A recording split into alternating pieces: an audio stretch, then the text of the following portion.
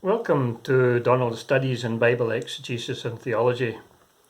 In Providence, we've been looking at the background to the Old Testament in recent videos. This has got a technical term, it's called introduction. So you have Old Testament introduction and New Testament introduction, which is basically dealing with background information. We had a quick look at Egyptology, and then we looked at the kings of Judah, particularly the latter kings of Judah.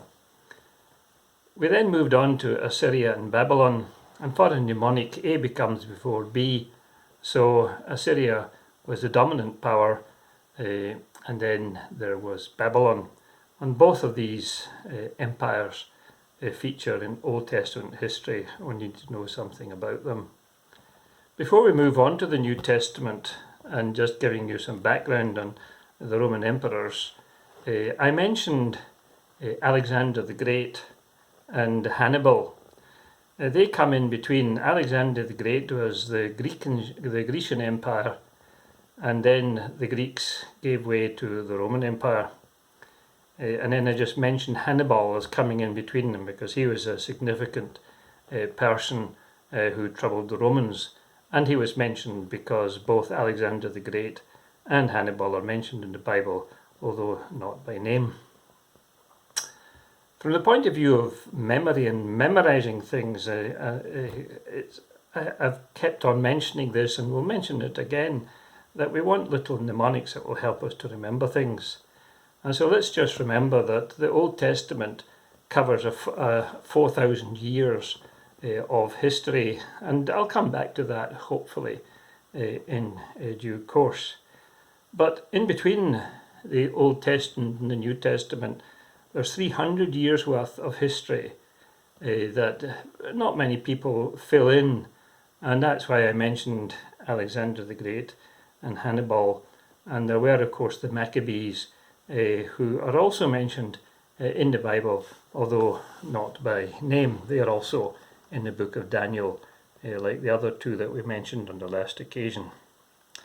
I have a complete Bible timeline of the events in the Bible from Genesis through to the end of Revelation. Another little factoid, I did mention with regard to Hannibal a few things that you can hear in the last video, but I just mentioned in passing that Mark Twain was raised in a place called Hannibal in Missouri in the United States. And that was a throwaway remark, but there is of course a relevance with regard to the Bible through Mark Twain, and that is because he made a visit to Palestine in 1867, just after the American Civil War. And I won't go through the whole of that, but the point I want to make out is that he looked at and documented the desolate state of what was then called Palestine. And this had been under the Ottoman Turks for 400 years. And in effect, the Ottoman Turks did absolutely nothing for the land of Israel, or the land of Palestine, as it was then called. It was the Romans that gave it that name. It had nothing to do with Palestinians. Even today, when we look at the West Bank, where the current Palestinians are, their main city is Nablus in the West Bank. The West Bank is, of course, the area where Abraham, Isaac, and Jacob were in what the Bible calls the mountains of Israel. So it's very much an Israeli piece of ground, but the Palestinians claim it for themselves. And Nablus is not mentioned by that name. We'll have occasion to come back to that in due course, if the Lord spares us. But that is where Jacob's well was in John chapter 4, where it says that Jesus met the woman of Samaria at Jacob's well. That is just beside Nablus. And Nablus has been under the rule of the Ottoman Empire for 400 years. And the facts are that even as you look at it now, in the 2020, there's huge areas of undeveloped land around the main capital, the main city of a Palestinian city. They've done nothing to develop these things, whereas we know the Israelis have developed the land of Israel to a great extent and made it a modern country.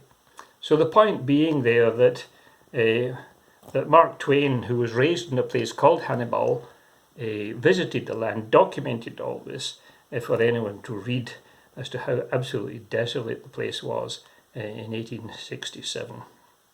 So that's just an aside with regard to Hannibal. So let's move on then to some of the Roman Caesars, the Roman emperors. Now, what I want to do is just give you a quick scaffold on this video, just run through them quickly, because it's a feature of memory that you need to have a scaffold on which to hang various pieces of information. And therefore we'll start with the scaffold, although I'll be very tempted to put in details. Let's just run through some basic points that one needs to know with regard to the Romans and Roman emperors, starting with the emperors anyway. Now, Julius Caesar is known to many people, but of course he was not an emperor. Although the name Caesar was used as a name for the Roman emperors, and indeed from the word Caesar we also derive the word Kaiser and the Tsar. You've got the Tsars of Russia and the Kaiser there in Germany. These are derived from Caesar. So there are some of the names of the Roman emperors do actually appear in the New Testament. And let's start with the first one, who is Caesar Augustus. And you'll find him mentioned in the Bible in the New Testament. It talks there about Caesar Augustus. And he reigned when Jesus was born. And we'll come back to the details of these dates later. But what might be worth remembering is the date 14 AD. We had 4,000 years Old Testament, 14 AD, if you can think of that, because that's when Caesar Augustus died. And the next Caesar, which is Tiberius, or Tiberius Caesar, as he's called in Luke chapter 3. So this was the Caesar, or the emperor, the second emperor of Rome during Jesus' adult life and when he was crucified in Jerusalem. And it's therefore worth knowing these names. And so Caesar Augustus, followed by Tiberius. And Tiberius is actually also, he's mentioned in Luke chapter 3, verse 1, and we'll have occasion to look at that if the Lord spares us. But also the city of Tiberias is named after him, and we'll look at that in due course. So the next Caesar reigned only for 4 years, and his name you'll recognise as Caligula, but he doesn't feature much in our story here on this occasion. But the next one does. The next one after that was Claudius. And you may remember that in Acts chapter 11 we're told about a famine that was during the days of Claudius. And if you keep on reading in Acts of the Apostles to chapter 18, you'll find that Claudius expelled the Jews from Rome. And this is one of the reasons, the reason why Paul was delayed from visiting Rome. And you find him in his epistle to the Romans talking about his being delayed. But now when that decree was reversed, then there was opportunity for him to visit Rome. So let's remind ourselves of Caesar Augustus when Jesus was born, Tiberius Caesar during the life and during the crucifixion of Jesus, and then you've got Claudius, who we just mentioned here in the Acts of the Apostles. And the next emperor, what's now the 5th emperor, was Nero. And you know about Nero because he's the one that's supposed to have fiddled when Rome burned. But people don't kind of notice that actually he is the Caesar to whom Paul appealed in Acts chapter 25 when he said, I appeal unto Caesar.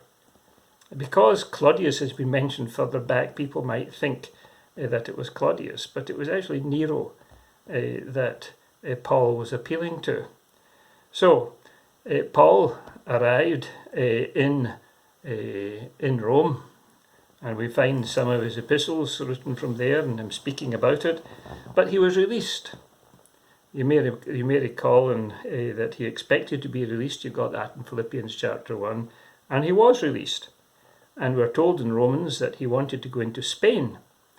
And so it's very likely that he was released and he went to Spain, and I'm of the belief that he then moved up to Britain and he visited Britain, and there might be an indication of that in his very last epistle in 2 Timothy in chapter 4 at the end of verse 21. We can't go into it now, but it looks as if he got to Britain, and indeed one of the British resistance leaders, Caractacus, he was taken to Rome, as many of these people who were captured, they were taken to Rome as trophies.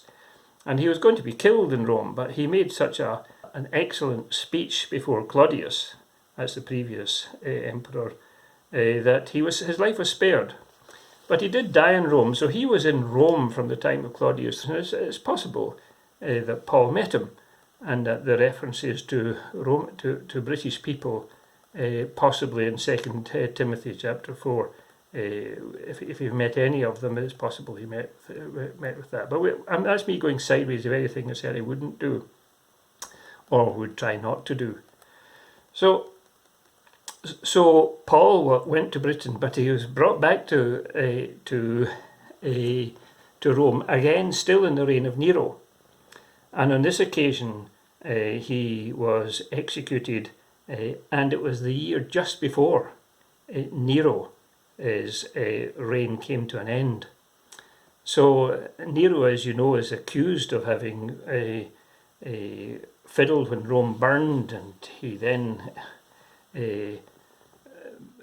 killed many Christians, and it's thought that amongst all that was the Apostle Paul.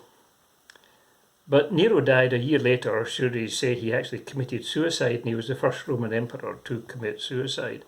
So there was a bit of chaos after that, and we get what's called the year of 4 emperors. It doesn't matter for you to know who they were, but if in one year there were 4 emperors, but what you do want to remember is the last of them. So in AD 69, we've got Vespasian becomes Roman emperor, and the significance of this is that Vespasian was invading the land of Israel, and he had begun the siege of Jerusalem, after which Jerusalem was going to fall in AD 70, and we'll look at that in more detail. But that's Vespasian, and he actually left that siege to go back to Rome to become the emperor, and he left his son Titus in charge, and that's why when Jerusalem eventually fell, that it was Titus who was in charge, and we'll look at that in more detail if the Lord spares us. And so you have what's called a Titus Arch going into Rome, which commemorates the capture and the looting of Jerusalem and its treasures.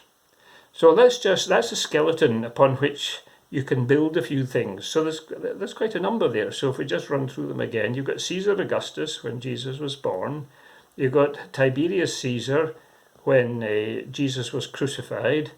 You've got Claudius in the Acts of the Apostles when you had the famine and the Jews being expelled from Rome, and Paul not getting to Rome because of that.